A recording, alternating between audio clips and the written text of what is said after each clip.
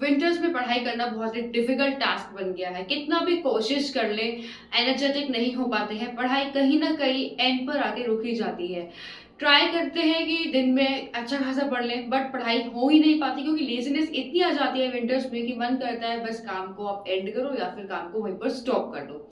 समझ नहीं आता कि विंटर में किस टाइम पढ़ाई करनी चाहिए, मॉर्निंग में करनी चाहिए या नाइट में करनी चाहिए। मोस्टली कहते हैं कि किसी भी टाइम पढ़ लो, लेकिन इफेक्टिव स्टडी करो, चाहे आप रात में पढ़ो चाहे आप दिन में पढ़ो। हाय एवरीवन, वेलकम और welcome back to the new episode of 30 days 30 exam related videos. I hope you all are doing good. देखिए, जब आप अपना 100% देंगे ना तो आप डेफिनेटली सक्सीड हो जाएंगे, बट अगर आप खुद से बहाने बनाते रहेंगे तो आप नेक्स्ट स्टेप पर कैसे उतरेंगे, राइट? देखिए, विंटर्स हो या हो समर, आपका जो ब्रह्म मुहूर्त का टाइम होता है वो बेस्ट होता है पढ़ाई करने के लिए। बाकी आप किसी भी टाइम पर लीजिए, प्रॉब्लम कुछ नहीं है, लेकिन जो मॉर्निंग टाइम होता है ब्रह्म मुहूर्त का, बहुत प्रोडक्टिव एंड इफेक्टिव टाइम होता है कि इसमें आप जो भी पढ़ते हैं वो आपको याद रहता है एंड आपको ज्यादा मेहनत नहीं करनी पड़ती उस टाइम में। मॉर्निंग टाइम में बिल्कुल शांति रहती है, उस टाइम इतनी वाइब्रेशंस हाई रहती हैं कि आप जो पढ़ते हैं पूरे दिन आपको याद रहता है। अगर आप मॉर्निंग टाइम में नहीं पढ़ते हैं और आप पूरे दिन सेम काम को पढ़ते रहते हैं तो आप खुद देख लीजिए कि आपको क्या डिफरेंस लगता है इन दोनों के बीच में। अगर आप मॉर्निंग में पढ़ रहे हैं तो आपको बहुत जल्दी लर्न होता है, और अगर आप पूरे दिन लगे पड़े हैं मॉर्निंग छोड़ के तो आप पूरे दिन भी वो काम लेके बैठ जाए तब भी वो आपकी समझ में नहीं आता है, आप उसको डेली रिवाइज करते रहते हैं। मॉर्निंग टाइम एक ऐसा टाइम होता है कि कोई भी डिफिकल्ट से डिफिकल्ट क्वेश्चन आराम से सॉल्व हो जाता है, वेयर एज पूरे दिन आप चाहे कितना भी ट्राई कर लो वो अच्छे से सॉल्व नहीं हो पाता है। This is tried and tested, आप करके देख लीजिए, आपको खुद डिफरेंस नजर आ जाएगा। देखिए, विंटर्स में ना, देखिए मान लेता है कि विंटर्स में पढ़ाई करना डिफिकल्ट हो जाता है, थोड़ी सी लेजीनेस भी आ जाती है, लेकिन आपको ऐसा करना होता है कि आपको खुद का स्केड्यूल बनाइए। कितना भी मन मना कर ले कि पढ़ाई नहीं करनी है, आपको पढ़नी है। जब आप अपने मन को कहेंगे कि नहीं मुझे पढ़ाई करनी है तो आप बिल्कुल करेंगे। लेकिन जब आप अपने मन को ठान लेंगे कि हाँ नहीं करनी है, थोड़ी देर बाद कर लेंगे, फिर नेक्स्ट डे आ जाता है, फिर उससे नेक्स्ट डे आ जाता है, तो पढ़ाई हो नहीं पाती है। इस तरह तो काम चलेगा नहीं, क्योंकि आपके एग्जाम्स आपके सर पर है, बहुत ज्यादा क्लोज है।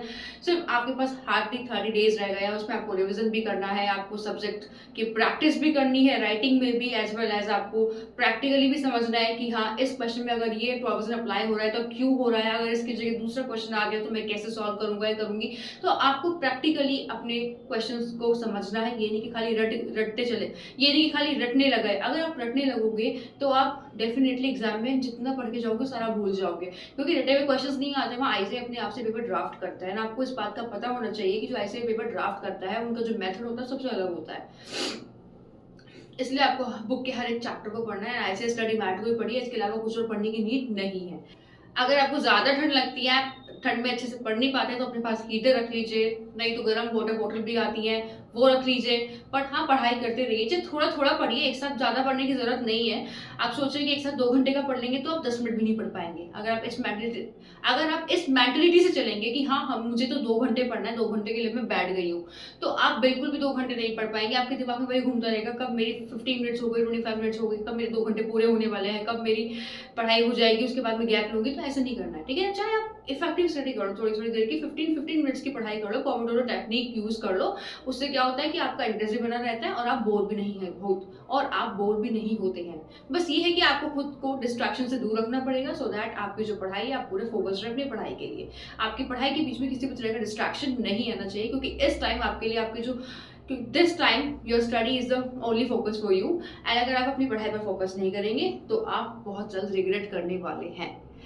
देखिए, ये नहीं है कि आप कभी भी अटेम्प्ट नहीं दे सकते, आप कभी भी अटेम्प्ट दे सकते हैं, लेकिन जो फर्स्ट अटेम्प्ट की बात होती है ना, फर्स्ट की होती है, फिर आप उसके बाद कितने लगाते रहो क्लियर नहीं होता है। अगर आपको अच्छे से पढ़ाई करनी है तो उसके लिए आपको हार्डवर्क भी करना पड़ेगा। खाली बोलने से पढ़ाई नहीं होती है कि चलो आज हम 18 घंटे पढ़ेंगे और उसमें से देखा कि आपने 12 आवर्स भी ढंग से पढ़ाई नहीं की, आप आधा घंटे पढ़ रहे हो, आधा घंटा फोन चला रहे हो, फिर आप 1 घंटा फोन चला रहे हो, फिर आप गैप ले रहे हो ज्यादा से ज्यादा, फिर आप एक्स्ट्रा एक्टिविटीज कर रहे हो, घर या बाहर का काम कर रहे हो, लेकिन पढ़ाई आपकी फिर से मिनिमल होती जा रही है। तो ये कोई मतलब नहीं होता कि आपने 12 घंटे पढ़ाई की। और ये ऐसा भी नहीं होता कि आप पूरे टाइम को ध्यान रख रहे हैं, कब 1 घंटा हुआ, कब 2 घंटे हुए, कब 12 घंटे हो गए, ठीक है ना? ऐसे पढ़ाई नहीं होती है। देखिए, आर्ट्स के लिए आप स्केड्यूल मत बनाएंगे कि आपको कितने घंटे पढ़ना है। कि मतलब जैसे 8 से 9 आपने पढ़ाई स्टार्ट करी, फिर 9 से साढ़े 9 का ब्रेक हो गया, फिर 9:30 टू 10:30 आपने फिर से पढ़ाई की, फिर 10:30 टू 10:45 का ब्रेक हो गया, फिर 10:45 से आपने 11:45 अगेन पढ़ाई की। ऐसे स्केड्यूल मत बनाइए, क्योंकि ये कभी भी आज तक फॉलो किसी ने करा ही नहीं है।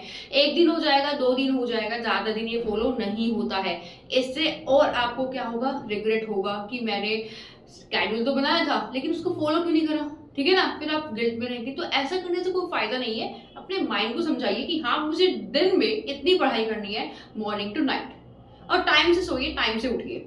लेट नाइट स्टडी मत करिए, क्योंकि लेट नाइट स्टडी करके ना आप प्रोडक्टिव नहीं रहते हैं, एनर्जेटिक नहीं रहते हैं। आपको बस ये लगा रहता है मुझे नाइट आउल बनना है, मुझे पढ़ाई करनी है, क्योंकि जो मॉर्निंग टाइम होता है वो इंपॉर्टेंट टाइम होता है। उस टाइम पढ़िए, उस टाइम वाइब्रेशंस हाई रहती हैं, जितना पढ़ते हो सब याद रहता है, लेकिन पूरे दिन में उतनी पढ़ाई आप नहीं कर पाते हो। इसलिए इस बात को समझिए कि आपको सुबह जल्दी उठना पड़ेगा। अगर आप 4 बजे नहीं उठ सकते हैं तो एटलीस्ट 5 बजे उठिए। 5 टू 7 आप अपना फर्स्ट स्लॉट लगाइए पढ़ाई का, राइट?